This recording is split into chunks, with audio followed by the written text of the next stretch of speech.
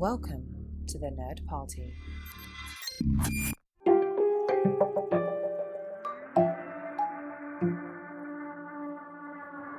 I think people are perverts.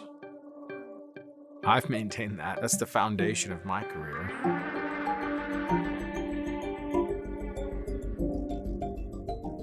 Hello, everybody, and welcome to House of Fincher. Today, we are talking about The Girl with the Dragon Tattoo. And with me, as always, are some of my two favorite co-hosts in all of podcastdom, Brandon Shea Mutala and John Mills. How are you guys doing today?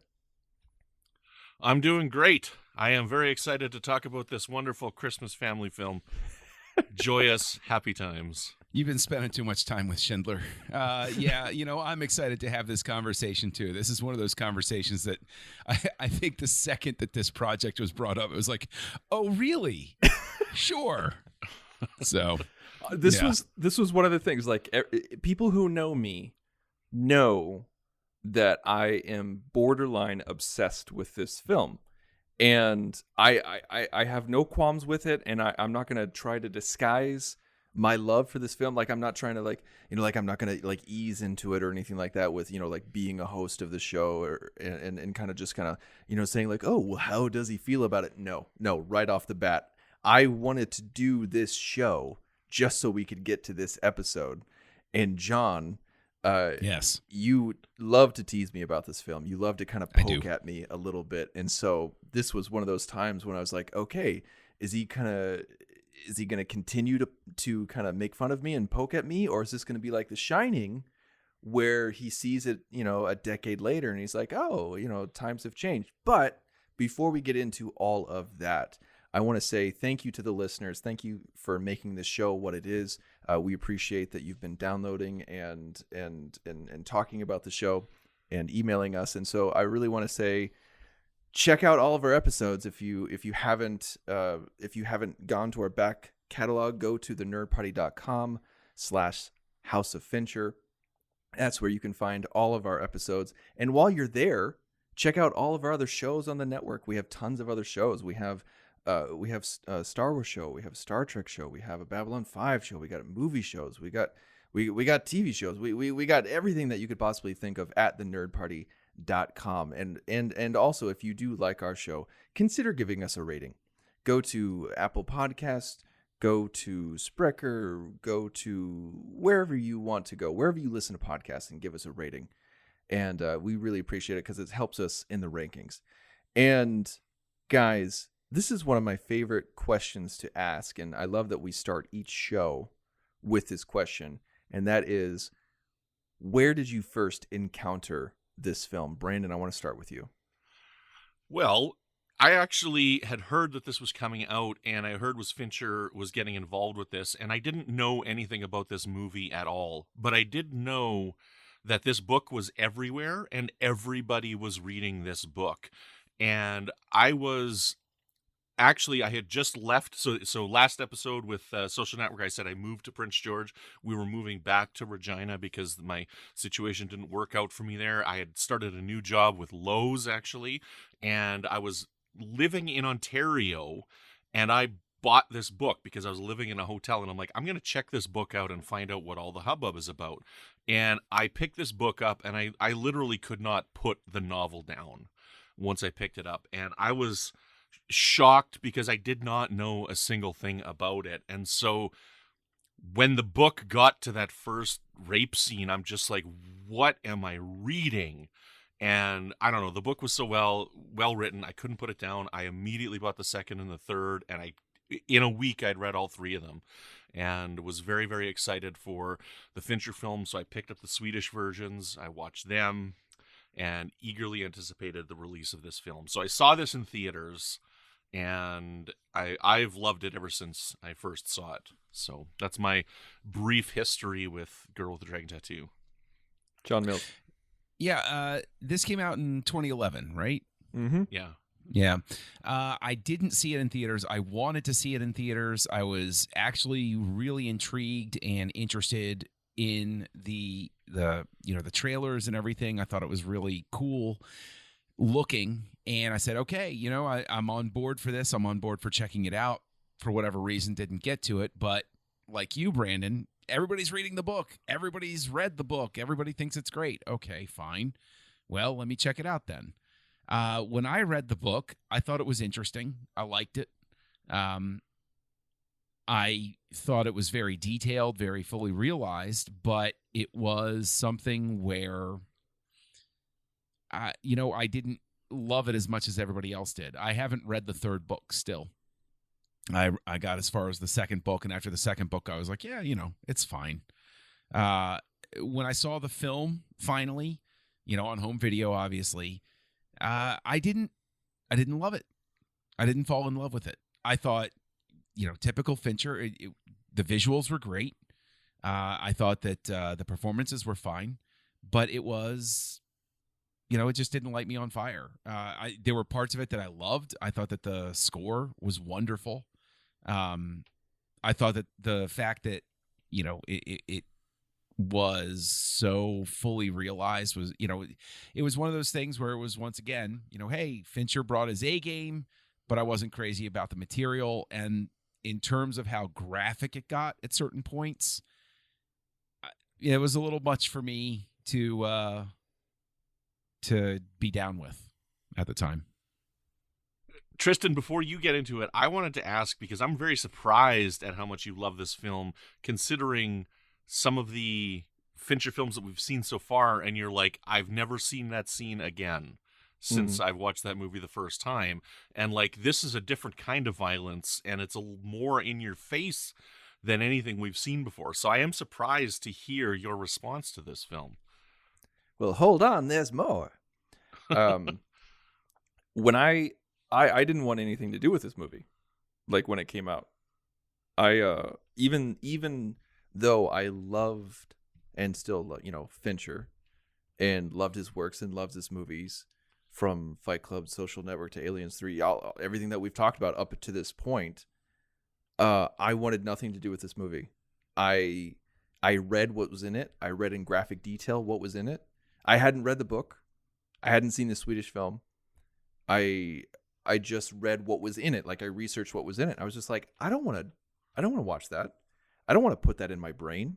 Like, that's heinous. Why would I want to see that? Why would I want to envelop that in my own mind where I couldn't get rid of it? And so I didn't go see it in the theater. And for the longest time, I didn't watch it. And it was kind of like this thing looming over my shoulder. Like, there's this Fincher film that I haven't seen, just waiting, stalking me like a shadow. And so I think one time I was just walking around, and I was like, you know what? Okay, fine. I'll rent it. And I picked it up. I watched it by myself. I don't know why. This was the first year. This was the year that I got married, the year that it came out. And I didn't watch it with my wife, and I'm not quite sure why. I think I wanted to see it first. And I didn't like it. I didn't like it at all.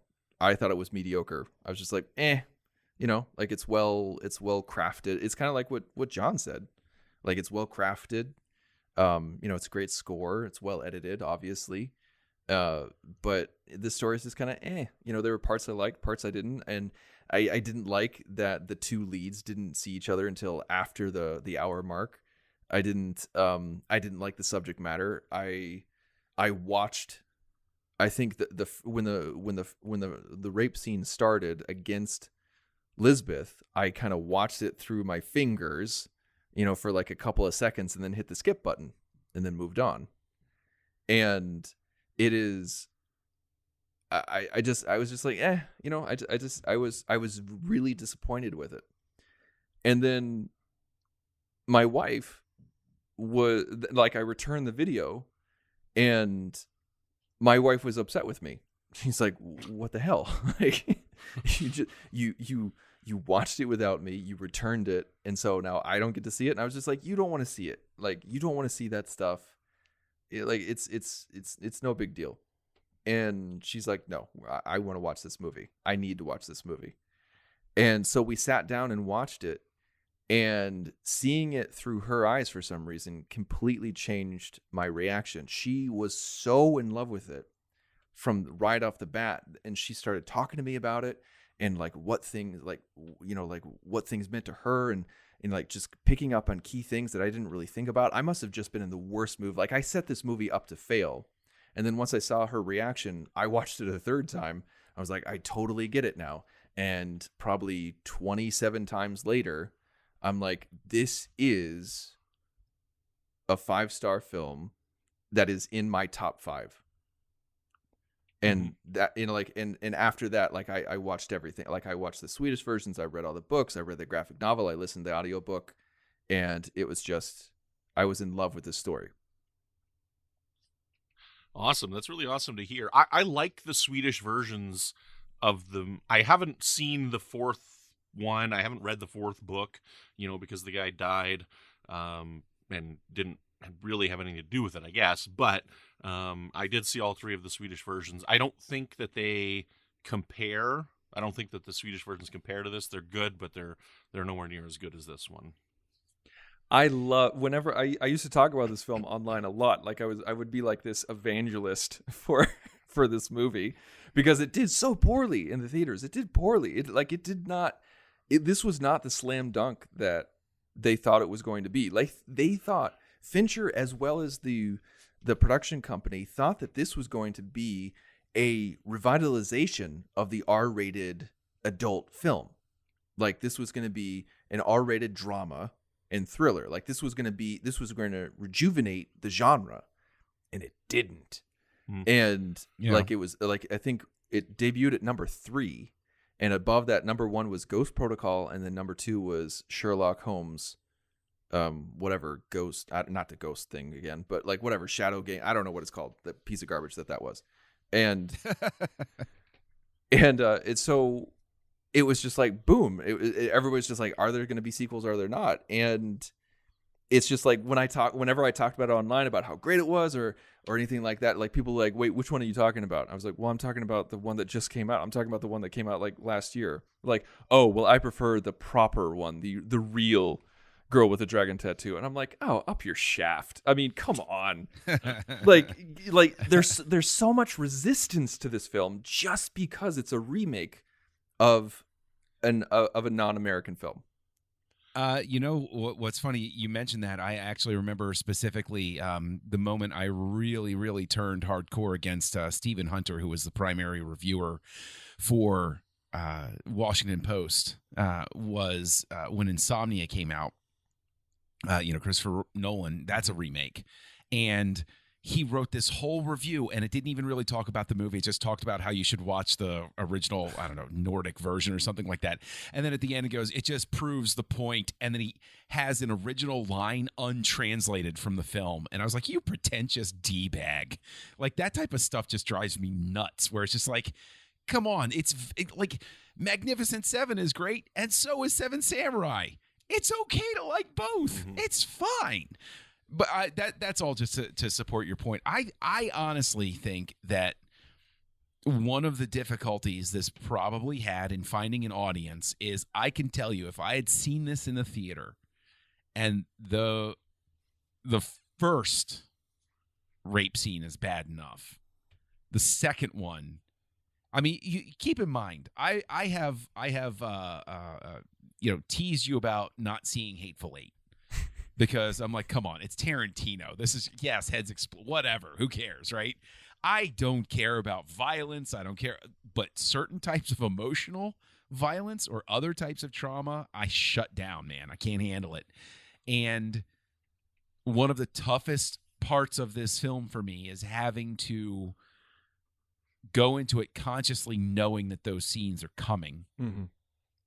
And still, to this day, wrestling with why they're so graphic. And I have come to the conclusion that the reason they're so graphic is because, unlike a lot of other films that have scenes like this, Fincher is purposely not blinking.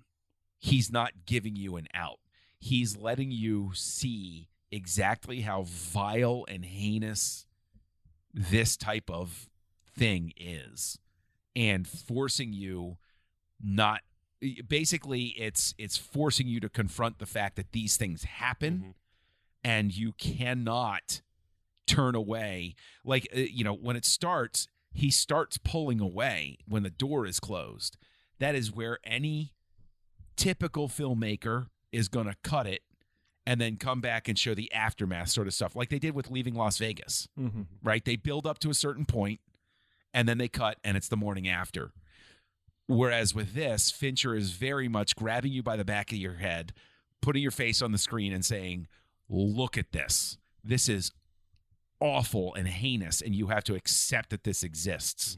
And but I think that there would be plenty of people that would come out of the theater and say, my God, don't go. Don't see this. This is nuts. Absolutely. So word of mouth would have killed it. Yeah, I think that's a really solid point. And to this day, even though I rewatch this movie all the time, honestly, this is probably one of the films that I've rewatched the most. But I use that chapter skip button every single time. I skip it because I was like, listen, I've seen it once. And actually, like that, the first rape scene, I don't even know if I've actually seen all the way through.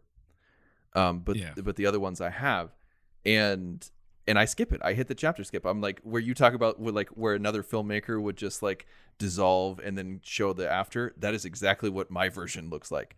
And this is not to say that Fincher was wrong in making it this way.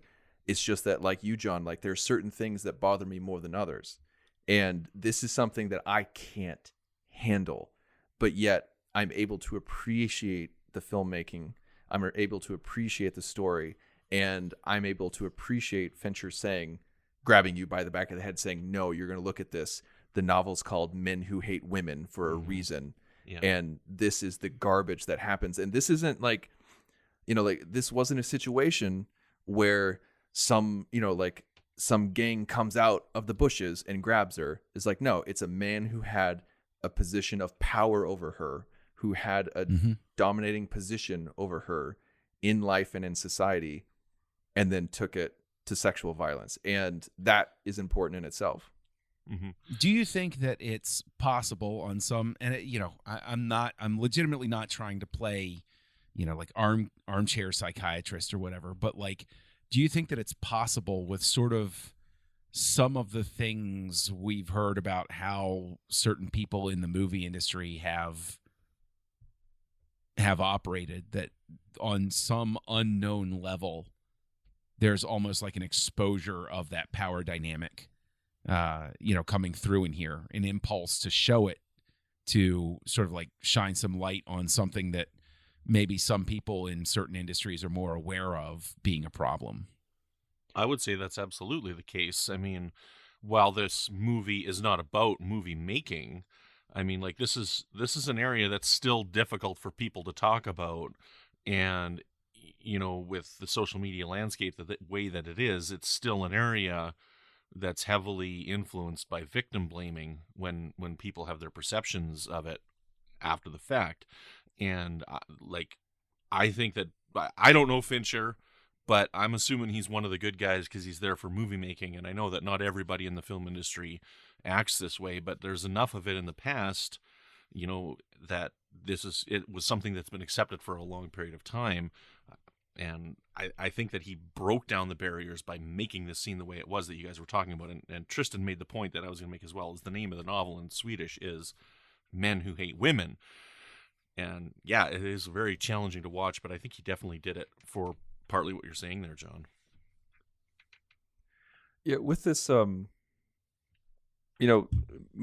like this being the theme of the movie about men who hate women and violence against women, and thus why you have this 76-minute build-up to Mikael and Lisbeth meeting, where he says, I want you to help me capture a killer of women.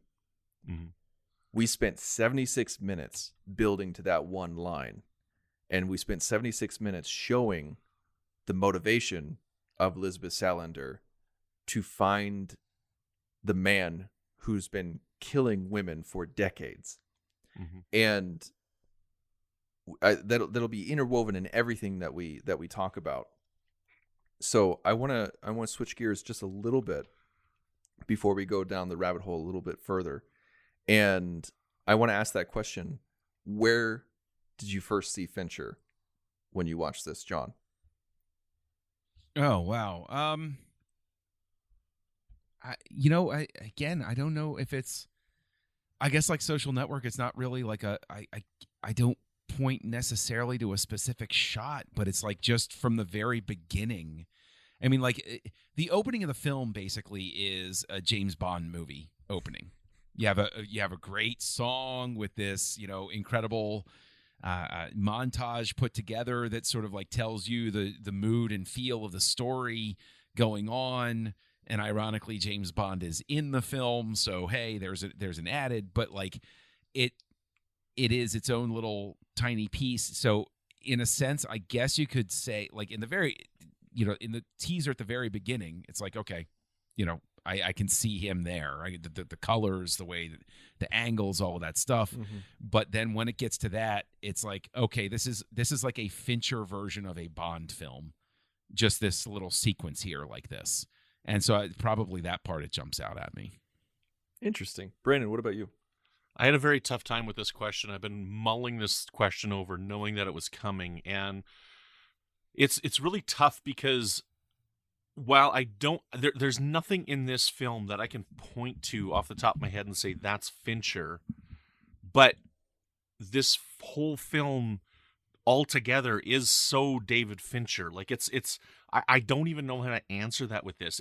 On one hand, it feels like just a generic film that anybody could have done, but in the hands of Fincher, it's greater than the sum of its parts because it's better than the original book. And yeah. I mean, like, I guess if I had to say what makes this a Fincher film, it would be the second rape scene, because under anybody else, it would have been too little for what the story required. And had somebody else tried to do this, I don't think that they would have filmed it so hard, so angry. I think they would have softened it, which would have changed the tone necessary for the film, because this is not something that people want to talk about. So I guess if I had to boil it down, it's going to definitely be that second rape scene. That's Fincher and how he handled it. Wow. Brave answer, bold answer.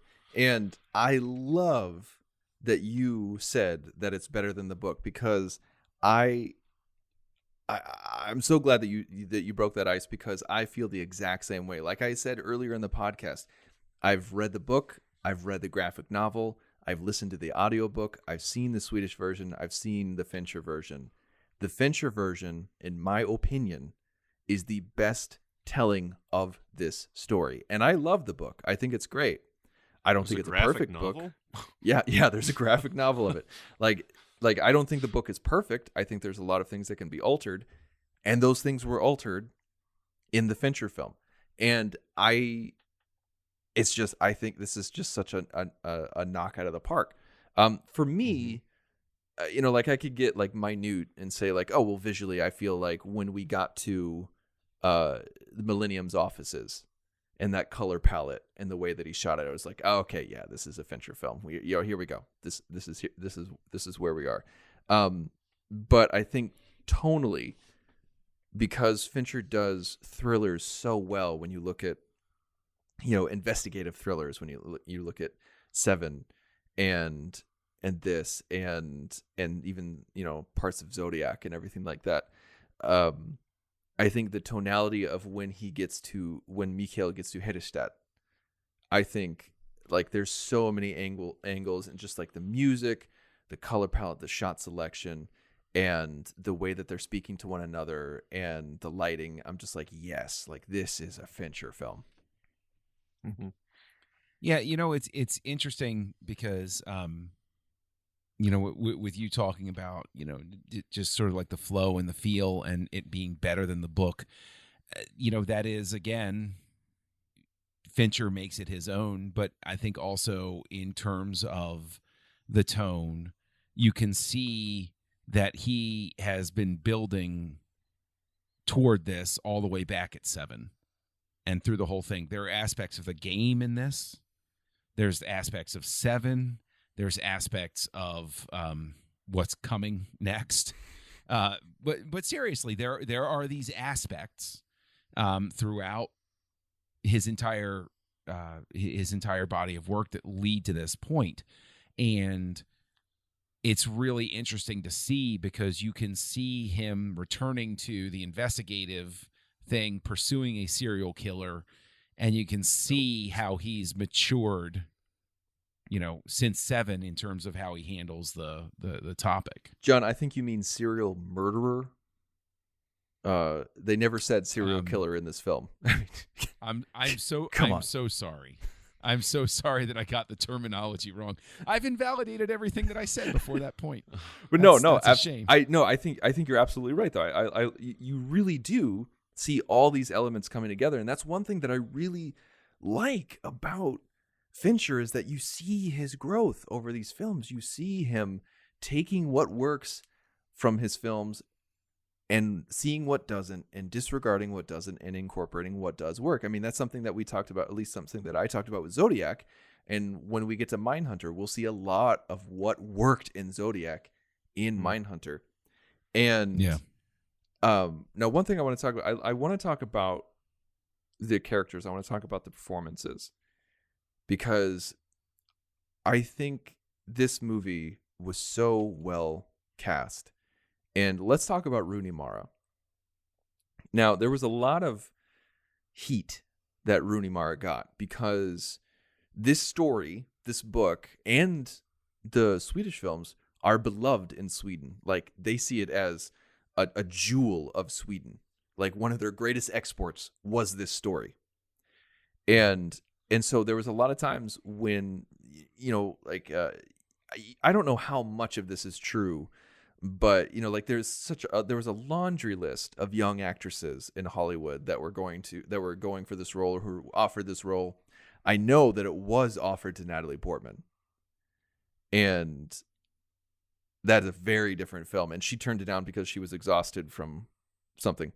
And then the studio wanted Jennifer Lawrence, and Fincher said no. And and also the studio wanted Scarlett Johansson, and Fincher said she's too sexy. And then it was down to a lot of other girls and Rooney Mara. And it got to the point where there was so much back and forth and so much interference from the studio, and Fincher not knowing what to do, that Rooney Mara essentially went to Fincher and said, "Listen, cast me or don't, but let me know right now." And she kind of put her foot down, and it worked. And but there was so much heat on her on the national stage and international stage, because people are like, she'll never replace Noomi Rapace. She's just an American fabrication. She's just a facade. And even the crew, because they hired a local Swedish crew, as you do, below the line. A lot of times you hire the crew where you're going to be shooting, and a lot of them were just kind of indifferent when Rooney Mara showed up on set. They were just they were muttering to themselves, and Fincher was telling the story. And after they did one scene with her as Lisbeth, the entire crew's attitude changed, and they're like, "Oh, okay, she's got this. This is gonna be different. This is gonna be good." Brandon, what did you think about Rooney? I think she's perfectly cast in this film, and it's such a challenging role for a seasoned actress who's done hundreds of movies or whatever under their belt to try and handle something this difficult, for somebody as young as Rooney Mara to be able to do this kind of role, because what's required of the role, you got to be naked in front of the camera, you're getting abused, your character's getting abused, what a challenging role. I couldn't imagine having to do something like this in front of the camera. That's just, it's mind-boggling to try and comprehend, and I applaud her for her work. I think she's perfectly cast. A lot of those bruises in the shower were real because of what she went through during the rape scene. Like on her wrists and on her back was with her, moving around and showing pain. caused herself to be bruised. Now, not all of them, of course, but just a lot of them. And also, and I am not trying to make light of her performance or her dedication, like far from it. And I'm not trying to tell a joke here, but the woman got her nipple pierced because the character did, and she wanted that kind of authenticity on screen. And she actually kept it in after the movie wrapped, because she's like, well, if we're going to do a sequel, I'm not doing this again. Okay, fair. Yeah, planning ahead. Yes, this is a tremendous performance. I think that Rooney Mara is next level in this. You completely forget that this is a performance. This is the level of documentary. She is this person. Yeah. I've never seen the Swedish version. I don't know that I have any desire to, because the entire time I'll be comparing and contrasting the choices. And so, maybe that's why some people went in. I don't know if I don't know what drives an actress to go to the lengths that she did in this film. In terms of I'll get the authentic piercing. I mean, that's a literal life-changing decision, right? Like, certain places you get pierced, yeah, okay, whatever. But like, there's certain places you get pierced where it's like, that is life-altering. That is going to change. Like, when somebody gets their tongue pierced, it's like that's never going to be the same.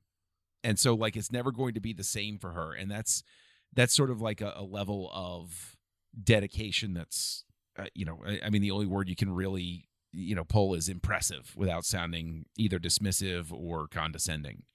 And so I do think that whatever other issues there might be with the film, her performance is not one of them. Her performance is a reason to watch the film, to just sort of be amazed by it. I think that's well put. I think she is definitely a jewel of this movie. Like, she is a reason to watch this, because, like you said, John, when you watch this, even whether you knew Rooney Mara beforehand or didn't, you don't see her. You do not see an actress. You don't see Rooney Mara. You see Lisbeth Salander, and that is rare. I know that that's the point of a movie, and I know that's the point of acting and becoming a character, but it's honestly rare to truly think that and truly get lost in a movie where you stop seeing the actor or actress. And this is one of those films. And I think afterward, like, before the movie was even released, she got nominated for a Golden Globe. And I think she was robbed for a nomination at the Oscars. Yeah, I think so too. Yeah, I mean, I don't even know what else was up, but I don't know how you could watch this performance and not say, at the very least, it deserves some sort of acknowledgement, in the, in the history books of acting, because it does bring it to life. But I mean, the thing is that bounces in. I'm just going to sort of presume then that, we would move on to talking about other performances, because how do you think that plays with Daniel Craig, who is such a more well-established face? It's a lot harder to divorce Daniel Craig from the character that he's playing. Yes. Sort of thing. Like, we know him so well that him walking on screen, he's not Christian Bale, where he's lost, 100 pounds to play the machinist, or putting on all of this muscle mass for Batman or anything like that. He's Daniel Craig. Do you think at any point that Rooney Mara's performance outstrips him and makes you, or do you think that her performance is so great, plus it's enhanced by the chemistry between them? I think the latter, definitely, because I don't think there was ever a moment where Rooney Mara and Daniel Craig were sharing a scene and I felt like she was stealing the show. Like she did a phenomenal job, and as we talked about, she's one reason to watch this film. But I never felt like there was an imbalance between the two of them. The strength of losing yourself in the role with the way that Rooney lost herself in the role, and where you kind of forget that you're watching Rooney Mara. it really enhanced the chemistry that she had with Daniel Craig, where you can just watch Daniel Craig. And it's interesting that you say that, John, because I read a review by Roger Ebert on this movie a long time ago, and one of his criticisms of the film, and he actually put it very delicately, he said one of his criticisms of the film was that it was Daniel Craig in the role. Like, he, of course, like every movie reviewer who knows a lot about movies, compared it to the Swedish film. And he said one advantage that the Swedish film had over the Fincher version is that when Daniel Craig is strung up in the murder basement, it's like, it's James Bond. He's going to get out of it. It's going to be okay. But when you're watching the Swedish version and you don't know who the hell this guy is, you're like, oh, he might not make it. And I think that's a very interesting and also very fair comment. Was, John, like, never seeing the Swedish film and not, did you ever feel like having that famous of a face, that having James Bond in the role detracted from the story? I don't think that it detracted. I think that there is an element of it's just harder. It's harder to forget that it's Daniel Craig, is all. In terms of the danger in the basement, though, that's not where I see any shortcoming there, because I think that Craig actually sells that all of that fear, all of that torment that he's going through. He completely sells that.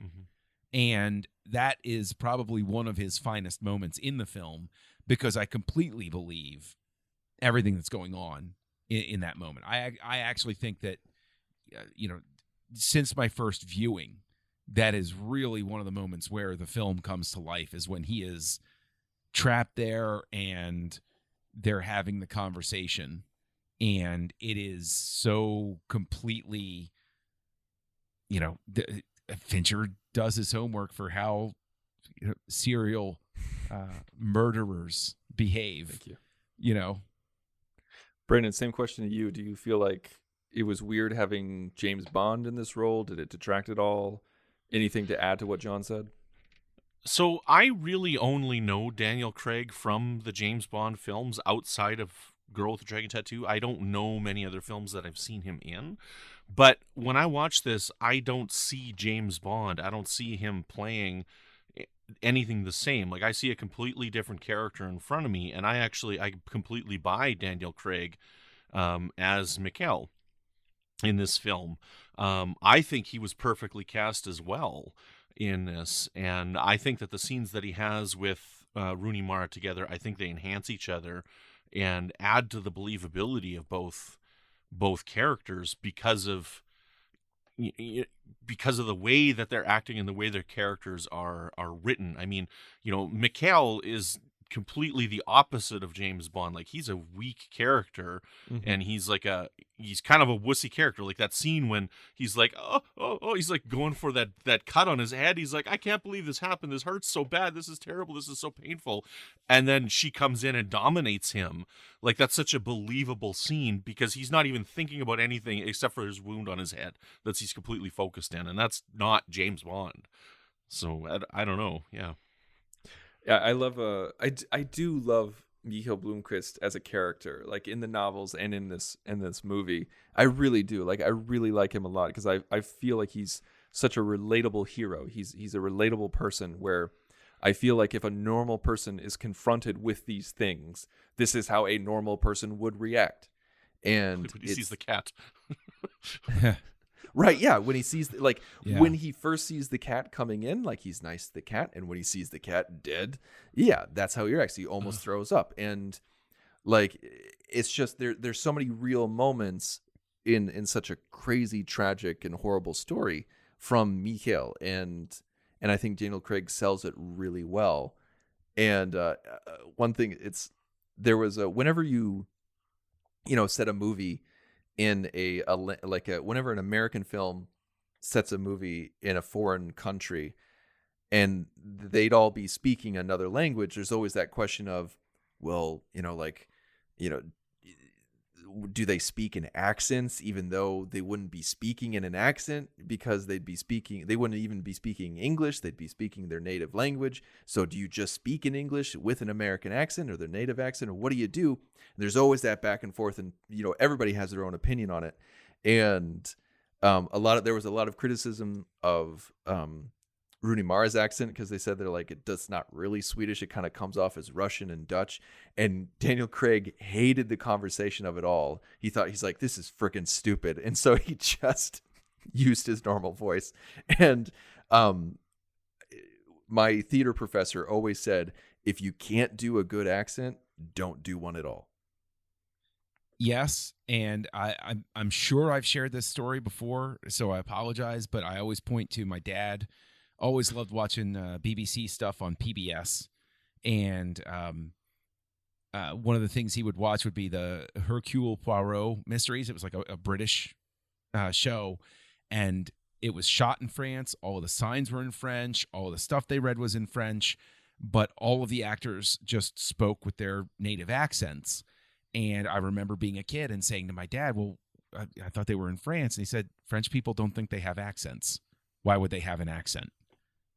And that was the moment where it clicked for me, where I said, yeah, why would you have a French accent? That doesn't make any sense at all. You're speaking your native language, so I've always carried that forward, where it's like, I completely agree with that. If you can't absolutely nail the accent, don't bother. Mm-hmm. Just don't do it. Yeah. I would agree with that statement. I don't care about the accents, but the thing that I do appreciate, I can't even put into words how much I appreciate, is the fact that they forget that they filmed this in Sweden, that the thing takes place in Sweden, because, all of these films, you get an American adaptation and they always transport it to an American location. Like we were just talking about Insomnia. I mean, Insomnia is a good movie, and the Norwegian version is really good as well, but the Norwegian version takes place in Norway and the American produced film takes place in Alaska. And it's like they could have easily transported this to Alaska or, I don't know, Bangor, Maine or whatever, and it was in the middle of a winter storm in Bangor, Maine. They could have transported anywhere. And I'm so glad that they didn't, because, there's so many wonderful places on this planet that aren't the United States. So I'm grateful that they kept it where it was supposed to be. Well, I think also the story is so, where it takes place is so intrinsically important to it because of the history of the family and the characters. That doesn't translate over to a U.S. location. That doesn't translate over to a lot of other locations where, you're in a place, and when Christopher Plummer is talking about the family history, he's like, oh yeah, he was a Nazi. Yeah. And it's like, yeah. Oh, well, yeah. Oh, but I mean, the thing is, it's only a generation or two ago. So it's like, yeah, that was Uncle Wilfred. And yeah, we didn't like him too much because he had some wacky views.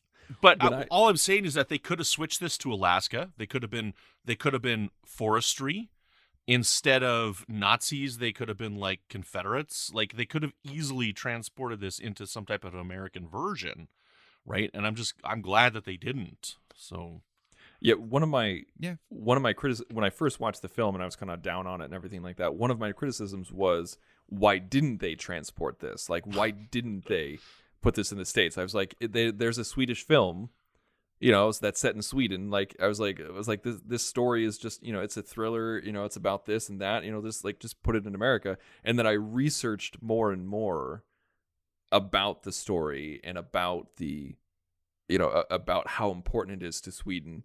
And then once I, got out of my own head and realized that I needed to open myself up to the story, I realized what, John said, and also what the history of how important this is to the country. And I was just like, yeah, it wouldn't have been right to set this any place else but Sweden. And also I really like how in the movie they don't shy away from that. You get that this is Sweden. This is not London. This is not New York. This is not, this is very much a Swedish tale set in Sweden with Swedish characters, and it really comes across, and I think it just adds to the flavor of the story. So did any of you guys recognize Joel Kinnaman in the movie? Oh yeah. I don't Yeah. know who that is. Yes. Uh, Well, let's see. He was in The Killing. He was in the updated RoboCop, and he was in Suicide Squad. Those are three of his works. And he Haven't was seen any in of those. he was in season 4 and season 5 of House of Cards. He was in Altered Carbon. Who was he in House of Cards? He was the Republican Senator Conway from New York. Spoilers. I've never watched beyond season 2. The younger guy. Okay. Really I guess, tall. No. Yeah. Well, Who was he in this? Well, yeah, he had one line. Actually, I don't even know if he spoke, because you see him 2 or 3 times. Because he works at Millennium, and like you see him standing there when Mikhail comes in for the first time, and then at the very end of the movie, he kind of motions to Robin Wright like, oh yeah, he's over there. I don't even think he says anything. It just kind of moves his hand like points over there. And the reason why he's there is Fincher convinced him. He's like, listen, spend a week or 2 with me, and you're not going to do anything for this motion picture, but I promise you, you're going to have a huge role in the second and third film. So he was Mace Windu. Gotcha.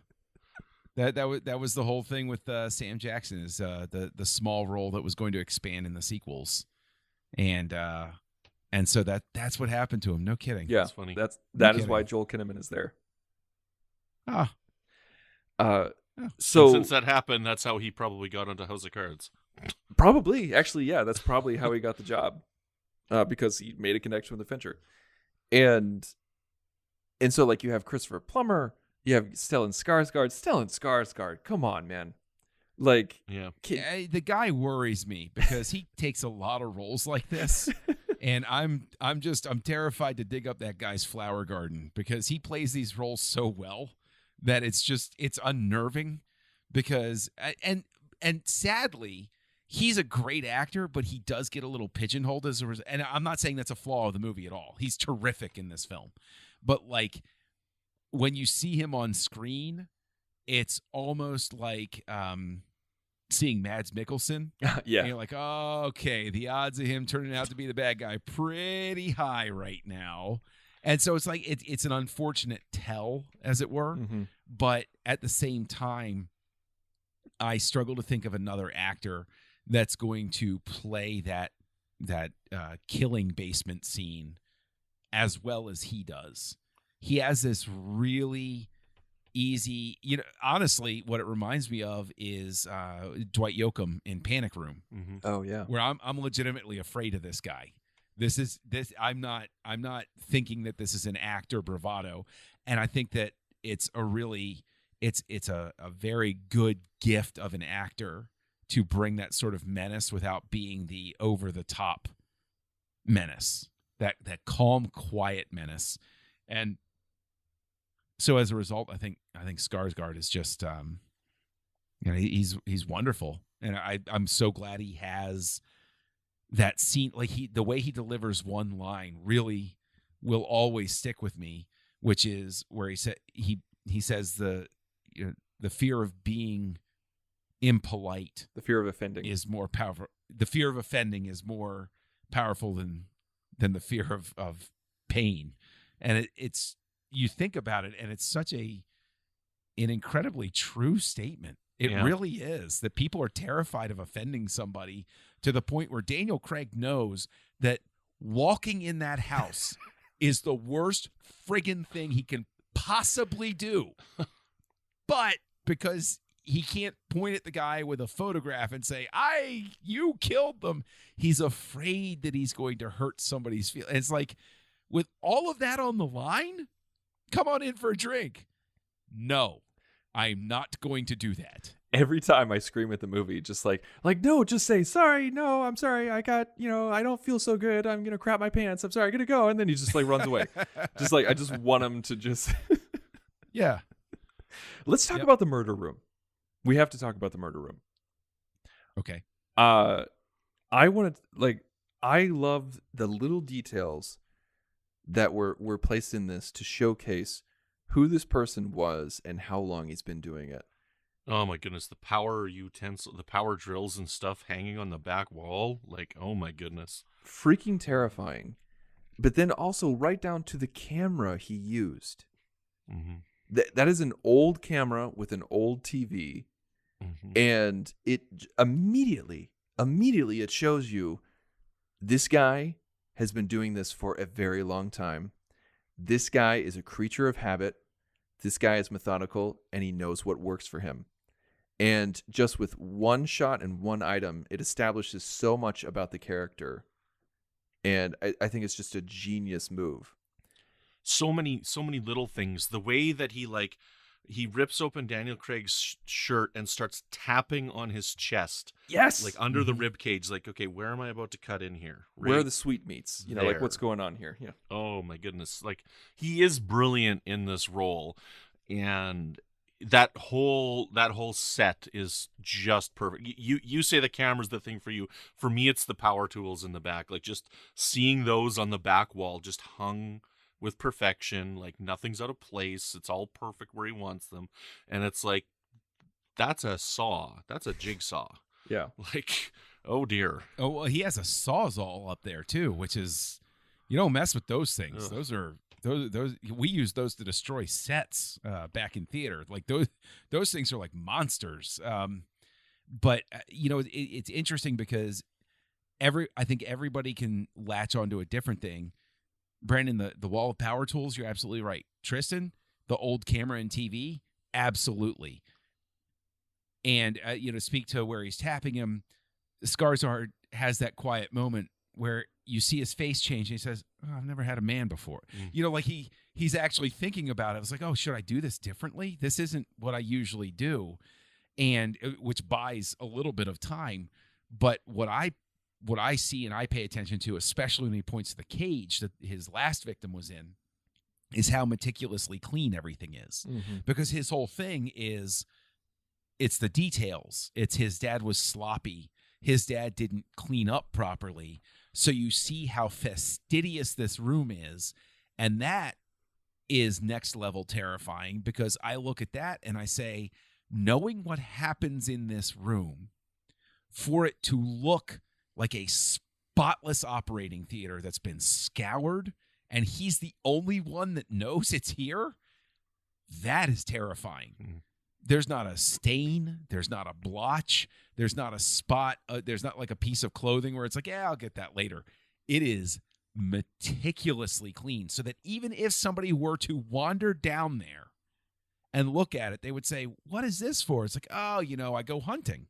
And so I bring the deer down here, and I just kill the deer down here, and I gutted it and I skinned it and stuff like that. And somebody would look at this room and say, oh, it's weird. He has a camera in there. Well, I like to, Never mind that. But Never. like You ask a lot of questions, you. Yeah, no, but like that's still the one of the thing, the fear of offending thing. You could walk in and you could see it, and you'd be like, I'm sure he has a reason, and and sort of like walk off. Like I'm not nuts here, where it's like you would walk in and at a glance you'd look at it and you wouldn't say, oh, this is where he kills people. You would say, oh, this is where he takes care of the deer meat.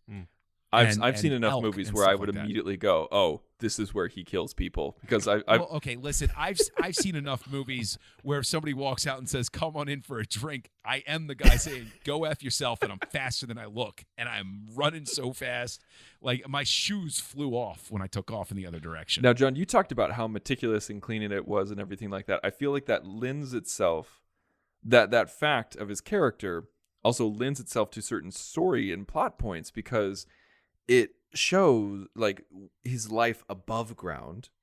Like when you see his house above ground, it's just as meticulous, it's just as clean. And only in a house that was that meticulous and that clean and that barren would you believe that he notices a knife is gone. Because like at my house, like you would never know. Like I would never look to the kitchen and go, hey, wait a second, a steak knife is gone. And I feel like those are the little details that really just work in this favor. And also, by the way, his house, Sans murder basement, is my dream house. I freaking love that. Everything about it, from the art on the walls to the furniture to the view to the glass, perfect. Love it. Too many windows. I'm not on display for the world. Thank you very much. And that in and of itself is sort of interesting because this is somebody with a hidden life where his above ground life is completely in view. He's basically advertising, I have nothing to hide, because he's hidden it so well, nobody even knows where to look. Hiding in plain sight. And that's, and that is sort of crazy. But no, like again, this is having seen plenty of horror movies and stuff like that, because we just talked about that. That's one reason I would never have a house without drapes and blinds on the windows, because I read Red Dragon one time, you will never ever ever leave your windows open to the backyard again, ever. See, one thing that's really interesting and about the character that's terrifying that you don't catch until you get to a rewatch or two is the dinner sequence. The first dinner sequence with Daniel Craig with McCall there, and you hear the scream from the basement, and he just calmly shrugs it off as, oh, there must be something open somewhere. And we get it later that's the tell for Daniel Craig having been in there is the wind. So it's like, it's not something that you pick up on a first watch, but on a rewatch, you're like, that's not the wind. That's somebody screaming in his basement, and he calmly excises himself from the dinner to go downstairs, shut that girl up, and come back upstairs to finish the meal. I never took that as a scream from the basement. I'm not saying you're wrong. I'm just saying that I never took that as a scream from the basement. I thought it was just kind of a Chekhov's gun kind of thing, where it was like, oh, like this house is so. What's the word I'm looking for, John? Sealed, when the air like is pressurized. Yeah. Pressurized is a good word. Where even the slightest crack in a window, there's going to be a push. But he says later on, when Daniel Craig's in the basement, he's like, I had somebody down here when you were here, right? Yeah. So that together with the sound of that wind and the way he gets up and leaves like that, it's a scream. That's definitely a girl screaming from the basement. I'll have to go back and watch that again. But I think it's also interesting, so long as we're still talking about the house, though, is the houses are everywhere from the ramshackle little place that Michael is staying in, to the house where, the guy refuses to update anything, to there's a lot of history. There's a lot of sort of an ancient feel to the houses everywhere. This is a long-standing family, but this is the house that's ultra modern. That is different. It doesn't fit quite the same way that the other ones do. So even that, I think, is it's a production design tell that this character doesn't quite belong to everything else that's happening. One thing, like, since we were talking about things we notice, or things I didn't notice or notice for the first time, is that I've seen this movie dozens of times. Last night, when I watched this film for this podcast, I noticed something I'd never, ever, ever noticed before. But you know how Lisbeth always wears her razor blade necklace? Well, after she dispatches with Martin, and they're like Martin's dead, and so Mikhail and Lisbeth are talking, she has his tooth on her necklace that she knocked out of his head with the golf club. I didn't notice that. I didn't notice it either. I'd never noticed it before, but she doesn't have it. She only has it for one scene. She doesn't wear it when they're in London. She doesn't wear it when she's coming back from stealing all the cash from Vernestrom. It's just in that one scene. It's the razor blade, and then boom, his molar. And I'm like, oh my God, that's so freaking twisted. I so long as we talk about that moment, her hitting him, another thing, and this is what I think a Fincher level of detail sort of thing is. We're so accustomed, especially in action movies, to somebody taking an absolutely lethal shot with something, and then sort of like, okay, I'm up and I'm going to run away now. Like, there's real physical after effect from him being hit like that, like there would be in real life. Right. Like, I'm so sick and tired of seeing movies where somebody takes a shot to the jaw and it just does it, like it's like somebody just like flicked them with their finger or something like that. you know, take a legitimate shot to the jaw. You suddenly like, oh my, like you see stars. And it's like, so I think that's a great thing. And I guess that gets back to Fincher's philosophy also showing up in the scenes where Lisbeth is,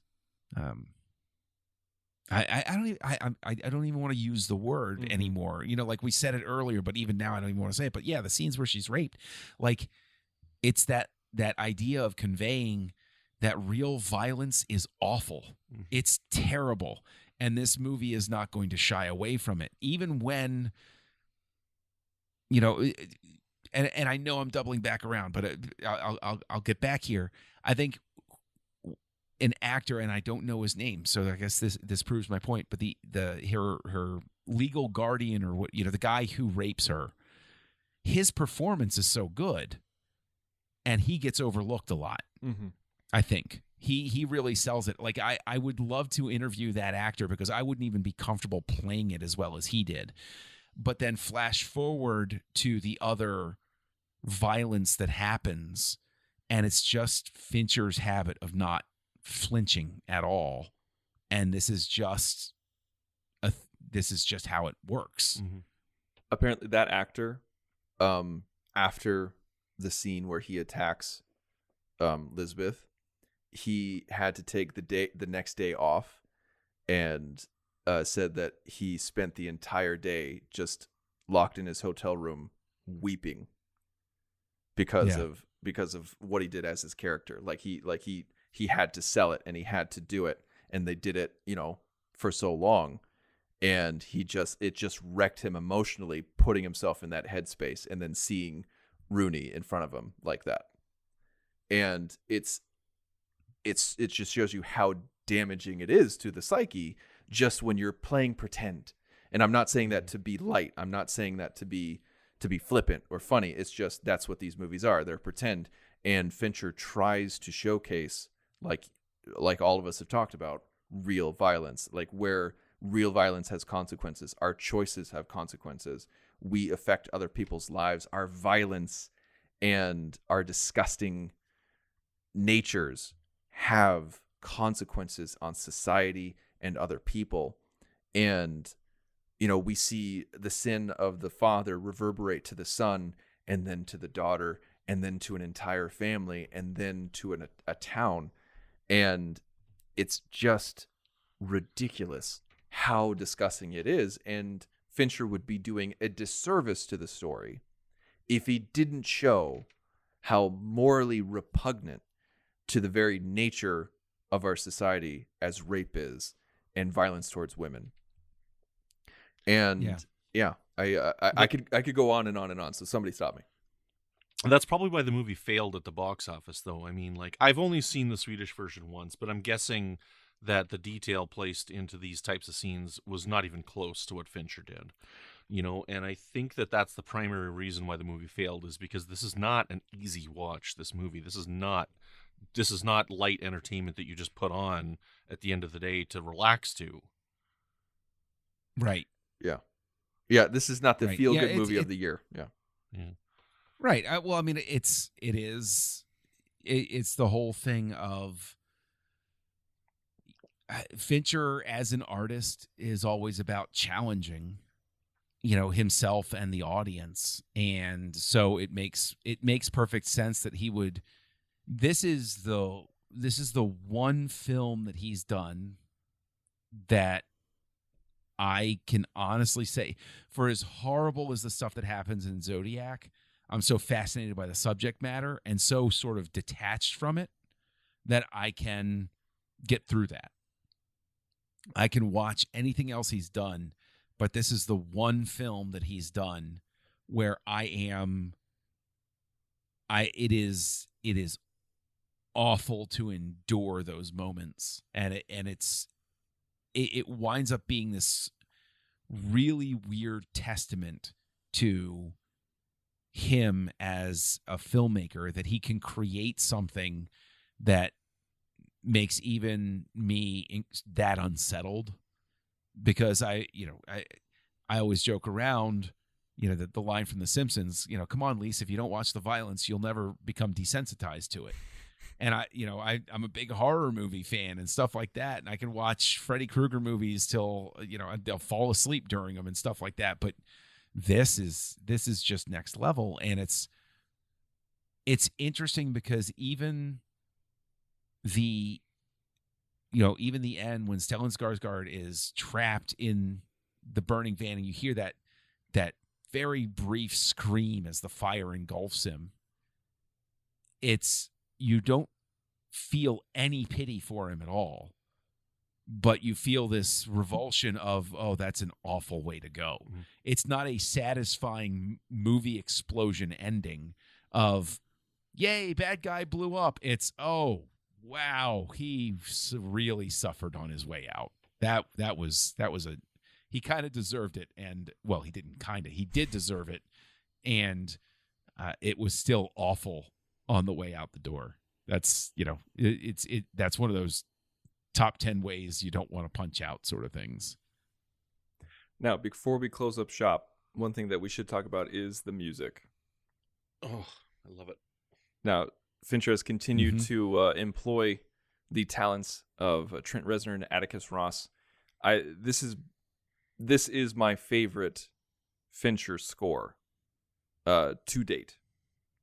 And I listen to this all the time. I listen to this when I work. I listen to this when I'm just hanging around the house. I have not been able to get a vinyl of this because they only made a small number of them, and they're super expensive. And Trent Reznor and Atticus Ross produced, I think, over 3 hours worth of material for this movie. And they did they have a 3 CD set for this movie, and I think I read an article where they produced more music for this movie than most full seasons of television produces. Mm-hmm. And it's such gold. Like the music is a key part of my memory for this movie because my wife and I both love this film. Like, this is one of our favorite films of all time. And every once in a while, like, we would play this game with each other where, like, if someone else was out of the room, we would hit play on like a digital copy of Dragon Tattoo, and those opening notes of ding, ding, ding, like that. And the other person would come running and be like, "Are we going to watch this film? Are we going to watch the movie?" And it's just so whenever sometimes we would play it on the on the iPod and like on the phone and everything like that. And so it's just, there's so much of this movie has been ingrained in my relationship and in my love of Fincher and Trent Reznor and Atticus Ross, and of course the editing is phenomenal, and I think nominated again. Did it win? Yeah, no, it won. It won. It did not win. It didn't win? I was crushed when it didn't. Like, I think that this score is better than the Social Network score as well. Oh, I was talking about the editing. Sorry. Oh, sorry. I missed something. Yes. I don't know about the editing. Sorry, I thought we were talking about the score. No, I went back and forth, but yes. Talk about, why do you love the score? So it's tough to put on in words because the score does fit this movie perfectly, because the music is so bleak and the movie is so bleak. And I bought the soundtrack before the movie came out, and I listened to it a ton. And I don't think I've ever listened to this without listening to all 3 discs. Like, I always listen to it in its entirety, right? And I just remember being crushed when it didn't win the Academy Award because I thought it was better than Social Network. You obviously think it's better than Social Network.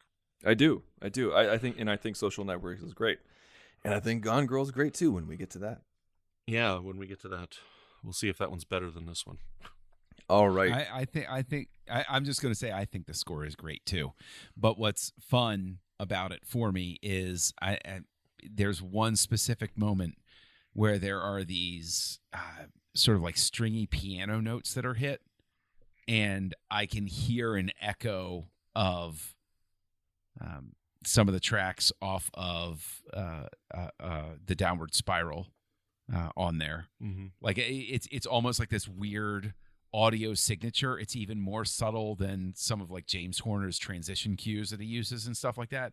But I hear these certain piano hits, and I go, oh, that's definitely Trent Reznor. Mhm. Like, it's weird. It's just it's a signature sort of thing that he gets in there. A little bit off key. Yeah. You know. Yeah.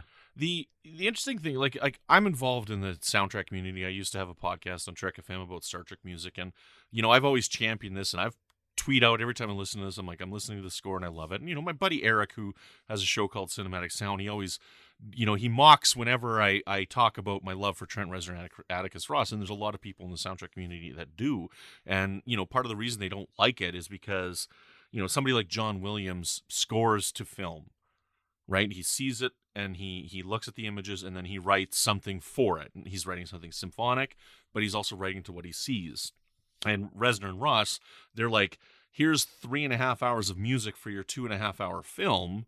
Go put it in the film. And it's a different type of composing, but I don't think it's any less valid. It's like, okay, here's read the book. This is what it's about. Here's the script. What does this make you feel like? And they come up with all this extra stuff. And then the director says, okay, I like what you've done. Let me place it here, here, here, and here. I don't know. It's a different type of scoring, but I think it's just as valid. But that seems to me the type of thing that would be ideal for Fincher. Yeah. Because he is such a control freak that the best possible thing you can do for him, if you have the capability of doing it, is saying, you're going to know what works here. And they even did with Joker recently. Didn't she composed the music and she was like, this is what it feels. And he came up with the dance in the bathroom listening to the track. So in a sense, it's a much more organic and symbiotic sort of way to do it, because the film is going to have a sound no matter what. And this gives, to hand Fincher over, here's 3.5 hours of music. Fincher is going to listen to it and he's going to know what he wants it to sound like. And it even gets to, I remember in the liner notes for the box set that came out, I think it was 93, for the Star Wars trilogy. It was a 4 CD box set. The liner notes were from Nicholas Meyer. And he talked about how awful it is to be a filmmaker and have somebody make the music and you're backed in a corner and you go, well, that's what I'm going to have to use. Okay. And, it needs to have the right voice, basically. And that was, one of the things he was talking about in the context of Star Wars. But I think in this, Reznor and Ross find the feel. They get the sense of everything. And then handing it to Fincher is, going to be perfect. All right. So I really want to know. I've already given my star rating, and Brandon, I think I can guess yours. And definitely a 5. Now, John, this is the moment. This is the moment I've been waiting for weeks and months. I want to know. Has your opinion changed from when you first watched it? I actually want to say that when I did log that I had watched this on Letterboxd, and it'll change by the time this drops, I didn't even put a star rating on it. And my review that I wrote was, I'm not going to do this until after Tristan listens to me talk. I will say this, that I emotionally, because of the rape scenes, it's difficult for me to get past those. It's just something that's very, very difficult for me to get past.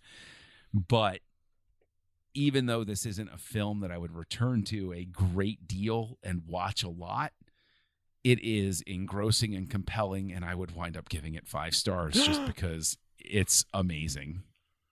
So there you go. Wow. There you go. I'm gonna tell happened. my little girl about this someday when she's all grown up. Yeah, you'll tell her about. You mean the guy who's in prison? Yeah, that one. He really liked the girl with the dragon tattoo before it was all over. Well, I'm glad you gave this 5 stars, because even when I watched it with Aubrey, she gave it 5 stars. Yay. Well, that's good. That's some good parenting there. Yeah. That's good. I did not watch this with my 9-year-old daughter. You know what? I believe you. Just like, hey, Aubrey, here we go. Have some milk and cookies. To be honest, with some of the stuff that I wound up seeing growing up, this wouldn't have been the worst sin for me to see before I was 18. I saw some awful stuff, so there you go. This is my new top Fincher film. Nice. It's not my top. It's not my top, but I have to give it a lot of respect. This one, as you could guess, this is my top. This is my top, and It will remain until the end of time. No, I'm just kidding. Until something better comes along. Maybe Like Mank. Maybe Mank will be the best thing ever. We don't know, but this is what we're driving towards. And we thank you guys so much for being on this journey with us, the journey to Mank, the journey through Fincher's filmography and his directorial works. And the reason why we say directorial works is because next week we are kind of breaking out of the film realm and going into the realm of episodic television. And this is pretty exciting because we're going to be discussing a show that changed the game. Like it very much changed the landscape of what episodic television could be and how we could consume it and how we can talk about it and literally how we watch it. And so next week we're going to be talking about David Fincher directing the first 2 episodes of House of Cards. And I can't wait for you guys to listen. And John and Brandon have had such a great time talking about this. John's admittance of now bowing before this movie and giving it 5 stars. And then I believe I heard him say, "Tristan, you're so right. You're handsome and amazing. And thank you for seeing the light." I believe that was the quote. So, Brandon, where can we find you? You can find me on Twitter at Brandon Matella, where I'm tweeting all about my love of Hitchcock, Star Trek, and David Fincher. You can find me over on The Line, which is a podcast on Trek FM, all about Star Trek Picard. You can find me on the United Federation of Podcast Network with a show called Franchise Fatigue, which is movies, remakes, and sequels. And my good friend John Mills is going to be joining us soon to cover some Planet of the Apes movies, is what I hear anyways. And last, you can find me over on the Fandom Podcast Network with my show called Good Evening, an Alfred Hitchcock podcast. And that podcast is very much like this one, where we're going through all of Hitchcock's films in chronological order. John, how about you? Well, you can find me as Kessel Junkie, KESSELJUNKIE, where I go eat a big plate of crow, rating The Girl with the Dragon Tattoo over on Letterboxd, along with other films. And you can find me on Twitter as well, because I just can't quit it. And then you can find me right here on the network, co-hosting Aggressive Negotiations, a Star Wars podcast that might not have made Apple Podcasts' little list, but I think is a darn fine show. So go ahead and check that out. What about you, Tristan?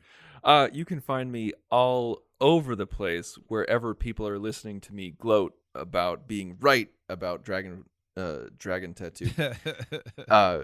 But you can find me all over online under the username The Insane Robin. You can find me on this network with 2 archive shows that I'm very proud of: Nerd Nuptial, which is a show I host with my wife, and Punch It! Writing in Star Trek, which is a show I hosted with Charlene Schmidt.